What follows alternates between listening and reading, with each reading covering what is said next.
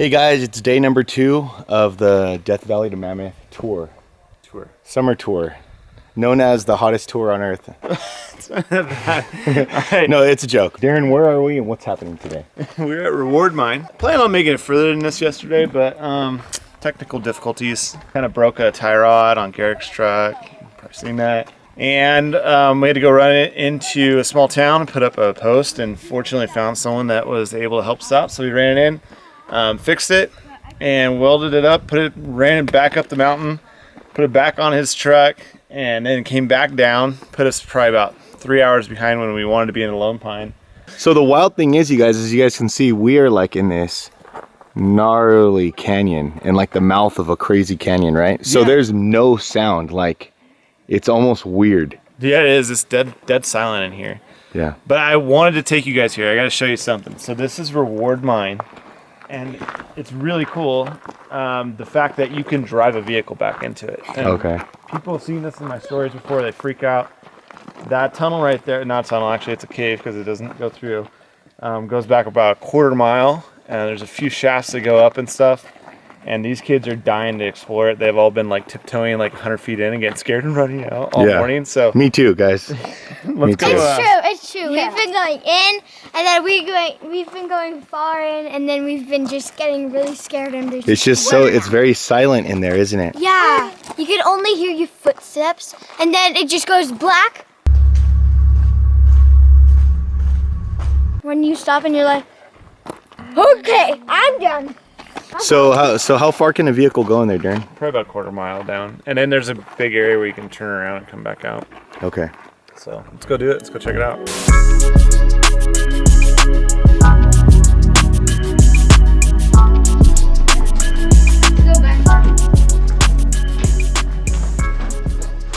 So you could drive way back here too, huh? Yeah. But is it just like a pain to get out? Probably not too bad, huh? You need to back up into this corner right here and then turn. Pretty cool. Now we're going back to the car, See the water, huh? Well, that's a vein. That's a vein, yeah. That's what they're following. Oh, that's what they're following? Yeah. It's the minerals they're looking for. Oh, that's the They one. mine those minerals to find gold and silver. Cool. So that's what they're looking for, so that they can start drilling. Yep. So they call that the vein, and the vein is exactly what it is. It's supposed to lead you to it, right?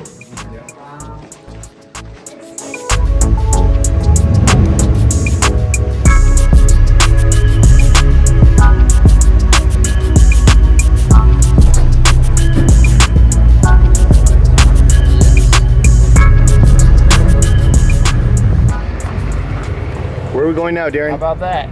That was cool. You like that? Thanks for scaring the crap out of us. You're welcome. Awesome. Got a little spice on it. Definitely something we'll never forget. Thanks, Tenley. Anyways, Where are we we're going? going to go down, we're going to go up, and we're going to end up in Missouri Canyon. We're going to go up to the top of the Alabama hills, and we're going to cruise up the Eastern Sierras. Hell yeah, let's go, man.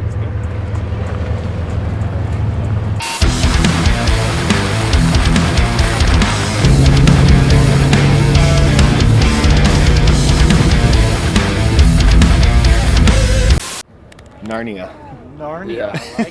So we're 2 hours into day 2. We stopped up here because it's just absolutely beautiful. Big old cool rocks, big old cool flat area. Basically, I'm scumbagging these people again today. I really didn't mean to. I don't remember this trail being as gnarly as it is, but hell, let's do a breakdown on the truck that broke yesterday. Does that make sense, right? So this is Garrick's truck, this guy right here. Last time you seen this at Death Valley, it was leaf sprung, but I want to point out how simply and cool this truck is built. So it's got a WFO kit on the front. So you put this on, and that centers and locates your front axle. It's a Super Duty front axle. You don't even have to cut the brackets off it. There it is. And then for coilover shocks and bump stops, UTVs. So he bought shocks off of a UTV, off of a Can-Am. What, 12-16 combo? Yep, 12-16 combo. 12-16 combo, IBPs, 2.5 front, 3.0 rears, right? Freaking Smittybilt winch, KC flex bar. Some KC Flexera 4s up here. The old sliders and the on in it. Some PRP Enduro Elite seats. And this thing absolutely handles it. It is crazy. Garrick's a hell of a driver as well. But you can see like back here, so this is a lot of rough stuff components to make a 3-link with a panhard bar. So you get that link up there, that sets your pinion angle.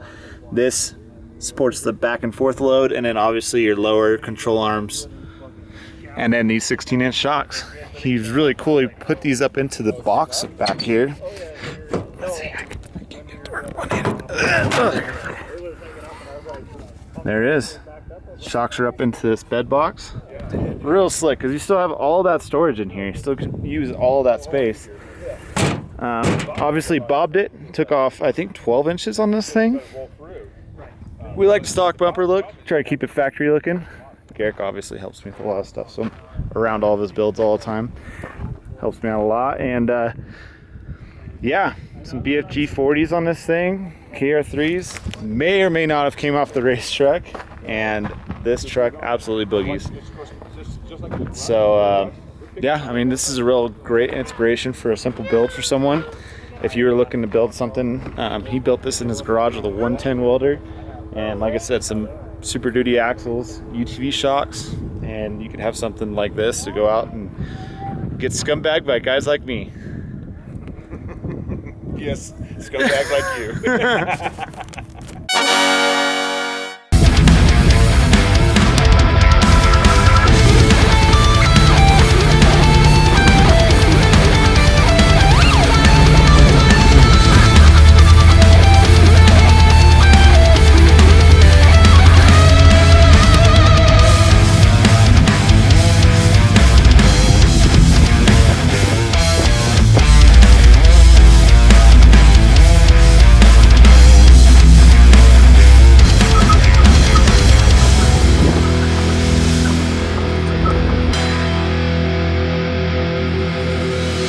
So here we are. This is I call it Silver Canyon, but actually technically Silver Canyon's over there. So it's a top secret spot that you can't really know of, but it is absolutely amazing. There are 19 water crossings through this area on your way into Bishop. That's the only hint you'll get. 80 miles in today, and this is the lunch spot. And we're gonna hang out here for a little bit longer, recharge. It was nice to actually get our feet in some water because freaking legs were dirty, like sticky and covered in dust because it's been nasty and we've been hauling butt. Lots of running around. And so now Splash party apparently. Splash party. Now we're going on to the next spot, which is Bishop, and we'll make the call there on whether these guys want to continue the extra 42 miles to Mammoth via dirt or hop on the highway. Lames. What do you think, James?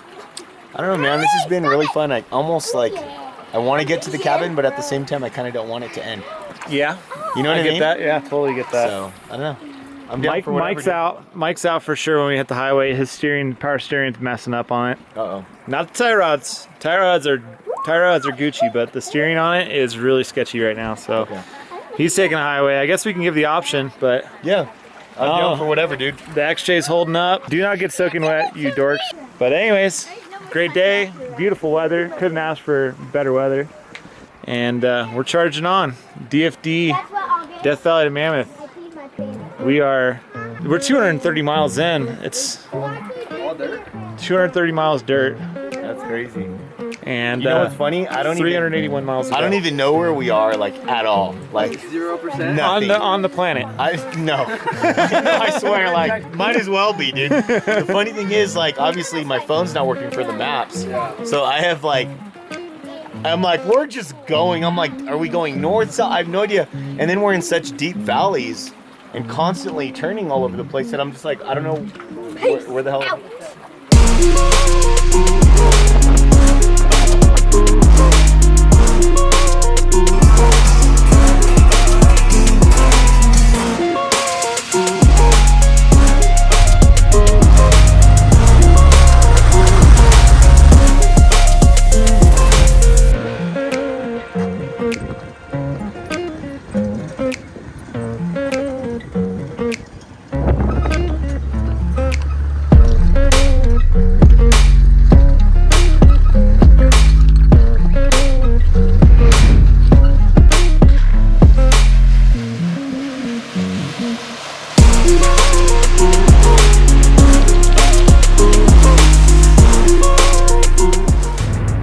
Ken, you want to walk us through the WJ? So this is the WJ that didn't make it last time.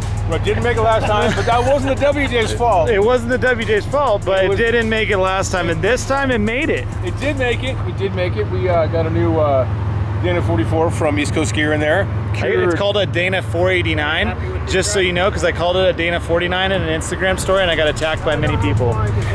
Exactly. It is a Dana 489, 35-spline axles, all the good stuff in there, aux lockers, cured all the problems. This is the back window he cleared out last time too. You got this really nice piece right there to go in it. Yeah. And that thing's pretty slick. It's helped him out because this thing drinks a lot of fuel. He's got it loaded F down. He is the trail captain out here. He brought us breakfast this morning. They got their kitchen sink in this thing. Iron Rock off-road components on it. Some simple sliders. Again, this is a very comparable build that any person could take on in their garage and go out and enjoy. And you could absolutely run this trip with me. I did this dude right here.